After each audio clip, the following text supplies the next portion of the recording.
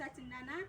Video ini dibuat untuk memenuhi ujian akhir semester mata kuliah Pendidikan Gender dengan dosen pengampu Miriana M. Doko, SH MPD. Selamat menyaksikan. Halo, saya Yona Selvindrimaran. Di sini saya akan menyampaikan beberapa informasi menarik terkait kesetaraan gender, di mana sosok Raden Ajeng Kartini adalah sosok pelopor persamaan derajat perempuan Nusantara yang mengorbankan gagasan dan perjuangannya untuk mendobrak ketidakadilan yang dihadapi. Perjuangan Ibu Kartini sudah lebih dari 1 abad, tetapi masih sangat relevan sampai sekarang. Isu kesetaraan gender bukan semata isu perempuan saja. Kesetaraan gender adalah masalah yang nyata dan serius. Perempuan memiliki potensi yang sangat besar, tetapi masih banyak ketimpangan dalam berbagai dimensi. Seperti perempuan seringkali mendapatkan pelecehan, perempuan seringkali mendapatkan upah yang lebih kecil dibandingkan laki-laki. Dalam mencari nafkah, tidak sedikit perempuan bekerja banting tulang layaknya laki-laki untuk mencukupi kehidupan keluarga, sedangkan suami seakan lepas tanggung jawab terhadap istri dan anak-anaknya. Hal demikian sesungguhnya adalah masalah gender yang tidak wajar, karena sesungguhnya kesetaraan gender yang dimaksud adalah harus tetap memperhatikan kodrat perempuan. Untuk mengatasi hal tersebut, maka diperlukan sosialisasi yang terus-menerus bahwa perempuan juga mempunyai hak dan kedudukan yang setara dengan laki-laki. Masalah gender adalah isu yang sistematik dan kita harus bekerja sama mematahkan bias dan serta persepsi yang mengkerdilkan perempuan. Akhir kata dari saya, dunia yang benar-benar setara akan menjadi dunia di mana wanita mengelola setengah negara dan perusahaan kita dan pria mengelola setengah rumah kita.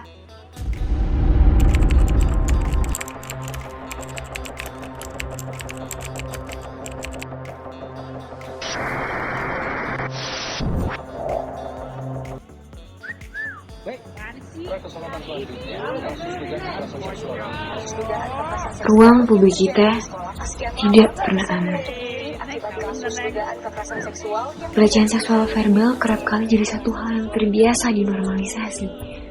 Bukan karena masalahnya tidak penting, namun kita yang tidak juga sadar bahwa kasus ini sudah cukup genting. 431.471 kasus kekerasan seksual di sepanjang tahun 2019 yang terhitung jelas pada catatan tahunan Komnas Perempuan seharusnya bisa membuka mata kita bahwa kekerasan dan pelecehan seksual bukan masalah biasa. 3 dari 5 perempuan pernah mengalami pelecehan seksual di ruang publik. Bermacam siulan, komentar berkonotasi seksual, godaan, disentuh tanpa konsensual hingga diperlihatkan alat vital serta banyak bentuk lainnya jadi momok paling buruk dari wajah ruang publik kita. Mereka yang dilecehkan bingung. Tidak tahu sampai sekarang ini. Mereka hanya bisa lihat. Tapi kita sebagai manusia seringkali saja terluka dan menyalahkan dari satu kita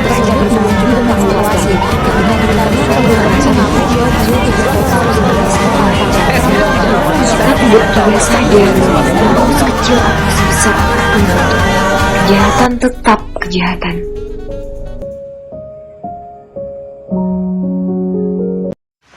Pelecehan seksual merupakan isu yang telah lama menjadi masalah sosial, khususnya di Indonesia.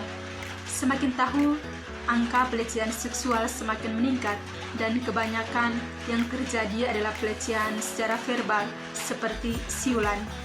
Pelecehan seksual verbal adalah suatu tindakan pelecehan yang dimana pelakunya memberikan perhatian terhadap orang lain yang ia temui dengan melakukan tindakan yang tidak diinginkan dan membuat orang lain tidak merasa aman. Pelaku biasanya melakukan dengan memberikan siulan dan komentar atau ucapan yang bernada seksual. Ada pula dampak yang terjadi akibat pelecehan verbal adalah yang pertama, mengganggu stabilitas emosional yang dimana membuat korban merasa rendah diri, stres, dan cemas akibat komentar yang merendahkan. Yang kedua, gangguan mental yang dimana pelecehan verbal dapat mengakibatkan gangguan seperti depresi dan kecemasan. Ada pula solusi untuk mengatasi pelecehan verbal bukanlah masalah yang tidak dapat diselesaikan, Solusi yang dapat diterapkan adalah yang pertama, pendidikan dan kesadaran, yang dimana mendidik masyarakat tentang dampak negatif pelecehan verbal dan pentingnya menghormati orang lain.